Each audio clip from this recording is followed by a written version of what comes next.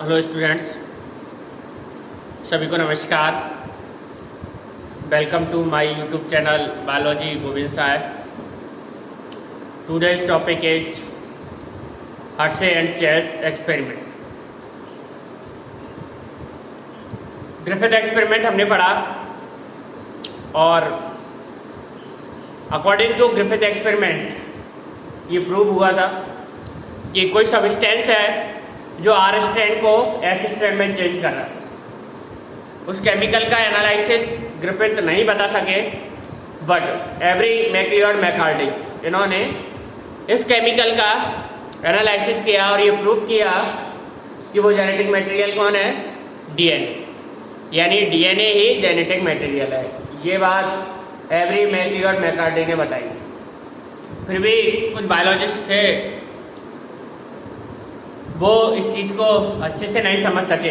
ये बात 1944 की थी। एवरी मैकलियोड मैकार्टी का जो एक्सपेरिमेंट था 1944 का था। ग्रिफिथ एक्सपेरिमेंट 1928 में कंप्लीट हुआ। अब जो हम एक्सपेरिमेंट पढ़ने जा रहे हैं, इस एक्सपेरिमेंट के बाद कोई अपवाद नहीं बचता है कि जेनेटिक मटेरियल डीएनए नहीं है। इस experiment Harsh and Chase experiment, ये मेल फीमेल की जोड़ी थी, हस्बैंड वाइफ तो नहीं थे, अमेरिकन जेनेटिक्स थे। हर्शे ये मेल था और चेस मराठा चेस मर्था, है ना, पूरा नाम है मर्था चेसे और अल्फ्रेड हर्शे।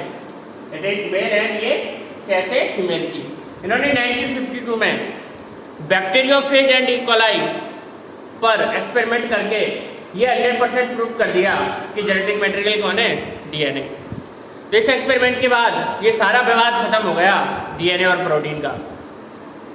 अब निर्विवाद रूप से डीएनए ही जेनेटिक मटेरियल है, प्रोटीन नहीं है ना। आरएनए भी पाया जाता है, प्लांट वायरसेस वगैरह कुछ और एक्सपेरिमेंट थे जिनसे ये प्रूव हुआ कि आरएनए भी जेनेटिक मटेरियल है। जो कि कुछ प्लांट वायरसेज जैसे टोबैको मोज़ेक वायरस का एग्जाम्पल देता हूँ मैं आपको। टोबैको मोज़ेक वायरस ये प्लांट वायरस का एग्जाम्पल है और इसके अंदर जो जेनेटिक मटेरियल है वो क्या है, आरएनए। रेट्रोवायरस के अंदर भी आरएनए है, जो कि बेस्ट एग्जाम्पल है रिवर्स ट्रांसक्रिप्शन रिएक्शन का। ठीक, ये बाकी बातें हैं। एक्सपेरिमेंट्स का पूरा चित्र आपको बोर्ड पे दिखाई दे रहा है, या तो बोर्ड पे आप इस चित्र को देख लीजिए या मुझे देख लीजिए।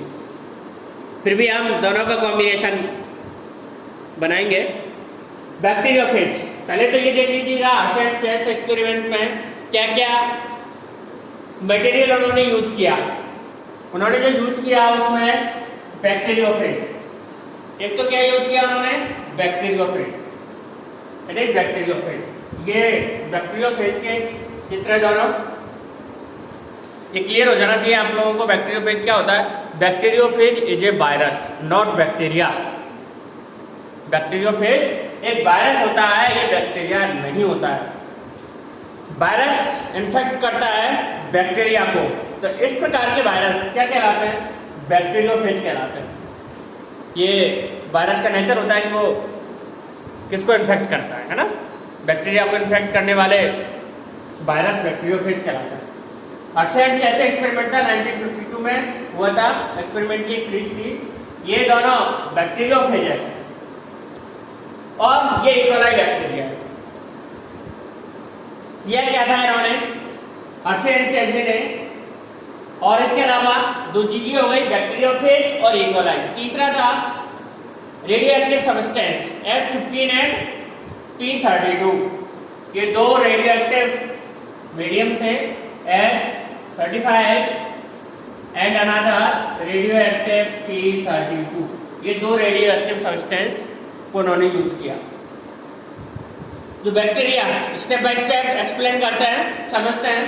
सबसे पहले उन्होंने क्या किया, जो बैक्टीरिया फेज थे यानी ये वायरसेस थे, इनको radio active P32 and S32 में ड्रॉ करवाया इन वायरसेस को। जिससे क्या हुआ, उन्हें 2 टाइप के बैक्टीरियोफेज ऑब्टेन हो गए। एक तो बैक्टीरियोफेज जिनमें रेडियो एक्टिव डीएनए पाया जाता है, और अनदर बैक्टीरियोफेज फेज जिनमें रेडियो एक्टिव प्रोटीन पाई जाती है। ऐसा क्यों? ऐसा इसलिए है कि जो H15 है ये रेडियो एक्टिव प्रोटीन्स के अंदर पाया जाएगा, जो कि सल्फर प्रोटीन का पार्ट होता है। जब बैक्टीरिया को ऐसे मीडियम के अंदर ग्रो करवाया जाता है जिसमें सल्फर यानी H15 रेडियो एक्टिव सब्सटेंस है, तो ये H15 उसके प्रोटीन में कंटामिनेटेड हो जाता है, क्योंकि जो सल्फर है वो प्रोटीन का पार्ट होता है, जबकि फास्फोरस प्रोटीन का पार्ट नहीं होता है। एंड अदर टाइप की जो बैक्टीरियोफेज है उनके डीएनए में फास्फोरस 32 प्रेजेंट या रेडियो एक्टिव फास्फोरस 32 कंटामिनेटेड हो गया, और इस प्रकार के जो बैक्टीरियोफेज है वो रेडियो एक्टिव डीएनए वाले थे P32। ऐसा क्यों हुआ? क्योंकि डीएनए का पार्ट होता है फास्फोरस। जब हमने पॉलीन्यूक्लियोटाइड चेन को डिस्कशन किया तब हमने इस चीज को नोटेट किया कि जो पॉलीन्यूक्लियोटाइड चेन है यानी डीएनए उसके अंदर 3 कंपोनेंट्स होते हैं। कौन कौन से? नाइट्रोजनी बेस, शुगर एंड फॉस्फेट, है ना। तो जब बैक्टीरियोफेज को ग्रो करवाया कल्चर मीडियम के अंदर रेडियो एक्टिव P32 और H35 के अंदर, तो कुछ वायरसेज मतलब ये बैक्टीरियोफेज एक पार्ट तो ये हो गया जिनके अंदर रेडियो एक्टिव P32 डीएनए वाले बैक्टीरिया थे, और दूसरे टाइप के वायरस जिनके अंदर रेडियो एक्टिव H35 प्रोटीन थी। ये दोनों इधर देख लीजिएगा, ये वो बैक्टीरिया है जिनके अंदर H35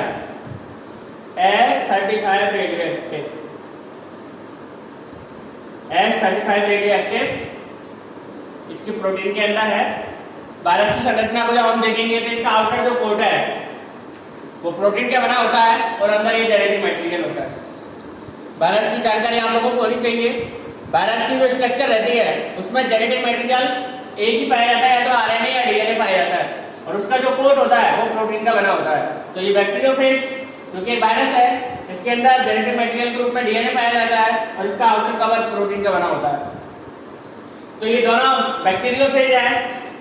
एक बैक्टीरियोफेज है जिसका कोट H35 से कंटामिनेटेड है, और दूसरा बैक्टीरियोफेज जिसका डीएनए P32 से कंटामिनेटेड है। यहां तक बात हो गई। इसके बाद बहुत radio active virus in fact E coli, बहुत ये दोनों जो रेडियो एक्टिव वायरसेज है इनको किससे इन्फेक्ट करवाया? इनसे इन्फेक्ट करवाया ई कोलाई को। ये चित्र देखिएगा, ये ई कोलाई है, ई कोलाई के बैक्टीरिया। तो इस ई कोलाई को इन बैक्टीरियोफेज से इन्फेक्ट करवाया। इन्फेक्ट करवाएंगे तो क्या होगा? इनका जो जेनेटिक मटेरियल है वो इसके अंदर इंजेक्ट हो जाएगा ई कोलाई के अंदर। दोनों चित्रों में आप लोग देख रहे हैं, ये मैंने 2 बना दिए। उससे ये पहली स्टेज है, इसका इंजेक्ट हो गया, फिर इसका ये खाली कोट बच गया, है ना। Genetic material injected into the E coli cell. Similar इधर देखिएगा, ये जो बैक्टीरियोफेज है इसका जेनेटिक मटेरियल इंजेक्टेड हो गया ई कोलाई के अंदर, और ये विदाउट जेनेटिक मटेरियल वाला इसका कोट बच गया, जिसके अंदर क्या रहता है? प्रोटीन। कोट के अंदर क्या रहता है? Only protein. ये फर्स्ट प्रोसेस कहलाती है इस एक्सपेरिमेंट की इन्फेक्शन। 3 स्टेप के अंदर ये एक्सपेरिमेंट कंप्लीट होता है, इन्फेक्शन, ब्लीडिंग एंड सेंट्रीफ्यूगेशन। तो फर्स्ट स्टेप कंप्लीट हो गया, बैक्टीरियोफेज से ई कोलाई बैक्टीरिया को इन्फेक्टेड करवा दिया। इन्फेक्टेड करवाने के बाद सेपरेटली इन्होंने अपना जेनेटिक मटेरियल ई कोलाई के अंदर इंजेक्ट कर दिया। ये फर्स्ट वाला जो चित्र है इसके अंदर जो रेडियो एक्टिव प्रोटीन है, रेडियो एक्टिव प्रोटीन थी यहाँ पर H35 वाली, और यहाँ पर डीएनए P32 वाला था। इन्फेक्टेड हो गया। इसके बाद क्या करते हैं? इनको ब्लेंडर करते हैं। ब्लेंडर का मतलब समझते हैं आप लोग? घरों में मिक्सी देखी है आप लोगों ने? मिक्सी के अंदर क्या करते हैं? मिक्सचर मिलाने का काम करते हैं, है ना। तो ये ब्लेंडर एक प्रकार की वो मिक्सचर मशीन ही है। उसके अंदर इनको क्या करते हैं? एजिटेटेड करते हैं, हिलाते हैं, एजिटेटेड, है ना। इन ब्लेंडर जो मशीन है उसके अंदर एजिटेटेड करते हैं, जिससे इसका वायरल कोट क्या हो जाता है? रिमूव हो जाता है। ये वायरल कोट अलग रिमूव हो जाएगा, ये ई कोलाई वाला अलग हो जाएगा। वायरल कोट अलग हो गया और ये बैक्टीरियल सेल अलग हो गई। किसके अंदर? ब्लेंडर के अंदर। ब्लेंडर एक प्रकार की मिक्सचर यानी जो मिक्सी होती है इस प्रकार की एक मशीन है। सेकेंड स्टेप पूरा हो गया। हर्षे एंड चेसे एक्सपेरिमेंट बहुत ही इंपॉर्टेंट है। फर्स्ट स्टेप इन्फेक्शन करवा दिया बैक्टीरियोफेज से इकोलाई को। सेकेंड स्टेप में वायरल कोट को सेपरेट कर दिया किससे, इकोलाई सेल से। इसके बाद थर्ड स्टेप सेंट्रीफ्यूगेशन का। Centrifuged to separate the viral particle from the bacterial cell. Last step में इसको सेंट्रीफ्यूगेशन करवाते हैं और इस सेंट्रीफ्यूगेशन की प्रोसेस से क्या होता है, इसका जो वायरल पार्टिकल्स हैं वो बैक्टीरियल सेल से सेपरेट हो जाते हैं। ये देखिएगा, ये वायरल कोट है दोनों तरफ, ये सेपरेट हो गए किससे, ये बैक्टीरियल सेल से। लास्ट स्टेप है इसका सेंट्रीफ्यूगेशन। इस सेंट्रीफ्यूगेशन की प्रोसेस के जरिए जो वायरल कोट है वो किससे सेपरेट हो गया, बैक्टीरियल सेल से। एक बार दोबारा देखिएगा, यहाँ पर ये बैक्टीरियोफेज है, इसने इन्फेक्ट किया इकोलाई को। इकोलाई के अंदर इसका जेनेटिक मटेरियल इंजेक्ट कर दिया। जेनेटिक मटेरियल जैसे इंजेक्ट हुआ तो ये अपनी बहुत सारी कॉपियां तैयार कर लेता है जेनेटिक मटेरियल।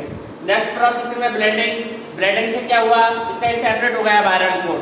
थर्ड है सेंट्रीफ्यूगेशन। और सेंट्रीफ्यूगेशन की प्रक्रिया के ड्यू टू सेंट्रीफ्यूगेशन इस क्रिया के इस प्रोसेस के जरिए जो वायरल पार्टिकल है, इसके वायरल पार्टिकल है उनको सेपरेट किया गया था बैक्टीरियल सेल से। वायरल पार्टिकल्स को जो इसके अंदर है, वायरल पार्टिकल जो कि इंजेक्टेड किए, इनको सेपरेट किया और एनालिसिस किया। ये फर्स्ट वाले एक्सपेरिमेंट में क्या एनालिसिस किया कि no radioactive S35 detected in the cell, कि सेल के अंदर S35 रेडियो एक्टिव नहीं था। कारण समझ के हो गया कि बैक्टीरियल सेल के अंदर S35 क्यों नहीं होगा, क्योंकि सल्फर डीएनए का पार्ट नहीं होता और ये किसमें पाया जाता है, प्रोटीन खोल के अंदर पाया जाता है। और प्रोटीन खोल को हम ऑलरेडी सेपरेट कर चुके हैं। Radioactive S35 detected in supernatant. तो ये किसमें मिलेगा S35, इसके सुपरनाटेंट यानी प्रोटीन खोल के अंदर, जिसको हमने अलग से सेपरेट किया है, उसके अंदर ये S35 रेडियो एक्टिव सब्सटेंस मिल जाएगा। पहला एक्सपेरिमेंट देखो, रेडियो एक्टिव बैक्टीरियल जो सेल है उसके अंदर radioactive P32 detected in the cell, यानी उसकी बैक्टीरियल सेल के अंदर फास्फोरस P32 डिटेक्टेड हो गया, आइडेंटिफाई हो गया। उसका रीजन है कि जो फास्फोरस होता है वो डीएनए का पार्ट होता है और बैक्टीरियल डीएनए के साथ में वायरल डीएनए क्या हो गया, मिल गया, जॉइंट हो गया, जिसके कारण जो इसका डीएनए है बैक्टीरियल सेल है उसके अंदर क्या मिल गया हमें, फास्फोरस P32, जबकि इसके सुपरनाटेंट के अंदर कोई भी रेडियो एक्टिव नहीं था, क्योंकि सुपरनाटेंट में क्या पार्ट मिलेगा इसका, प्रोटीन कोड, और प्रोटीन कोड तो ये इसके अंदर था ही नहीं रेडियो एक्टिव, क्योंकि यहाँ पर हमने इसको किसमें कंटामिनेटेड करवाया था, सल्फर 32 के अंदर, जिसके कारण सल्फर किसको कंटामिनेटेड करता है, ओनली डीएनए को, क्योंकि फास्फोरस है ना, फास्फोरस मिलेगा, क्योंकि फास्फोरस किसको कंटामिनेटेड करता है, डीएनए को, क्योंकि डीएनए का पार्ट ही होता है फास्फोरस। तो ये हर्षे एंड चेसे का एक्सपेरिमेंट था, इससे ये 100% प्रूफ हो गया था कि ये जो बैक्टीरियल सेल है इससे इकोलाई के अंदर ट्रांसफर होने वाला पदार्थ डीएनए, ना कि और दूसरा कोई सबस्टेंस, क्योंकि इट इज ऑलरेडी क्लियर, ये पहले ही क्लियर था कि जो बैक्टीरियल सेल है इसके अंदर डीएनए है और ये बैक्टीरियोफेज है इसके अंदर डीएनए, इसका प्रोटीन कोड वो ट्रांसफर नहीं हुआ। तो इट इज 100% प्रूफ कि DNA is the genetic material. Hershey and Chase 1952 इस एक्सपेरिमेंट के बाद इसका कोई एक्सेप्शन या कोई विवाद बच ही नहीं गया था। हर्षे एंड चेसे ने ये 100% प्रूव कर दिया था कि एक्चुअली में डीएनए ही जेनेटिक मटेरियल है। तो ये एक्सपेरिमेंट एक मील का पत्थर साबित हुआ, द सर्चिंग ऑफ डीएनए की सर्चिंग में। तब आप लोगों को पता होगा कि डीएनए की कहानी ग्रिफिथ एक्सपेरिमेंट से स्टार्ट हुई थी और कहां पर आके खत्म कर दी, हर्षे एंड चेसे एक्सपेरिमेंट। ये कंफ्यूज मत हो रहा, ग्रिफिथ का एक्सपेरिमेंट ट्रांसफॉर्मिंग प्रिंसिपल से रिलेटेड था। एवरी मैकली और मैकार्डी उसके ट्रांसफॉर्मिंग प्रिंसिपल के बायोकेमिकल्स का एनालिसिस था and Harsh and Chase experiment क्या था, ये प्रूफ था जेनेटिक मटेरियल का, जेनेटिक मटेरियल डीएनए का, कि एक्चुअली में डीएनए ही जेनेटिक मटेरियल है। ये हर्श एंड चेस का एक्सपेरिमेंट था। सभी को धन्यवाद। कोरोना समय चल रहा है, वैसे आप अपना स्वास्थ्य का विशेष ध्यान रखिएगा और पढ़ाई भी अपनी रोज़ करिएगा, है ना। रोज़ पढ़ो, चाहे कितना भी पढ़ो। सभी को धन्यवाद वीडियो देखने के लिए। वीडियो अच्छा लगे तो लाइक कर देना, शेयर एंड सब्सक्राइब भी कर देना। सभी को धन्यवाद।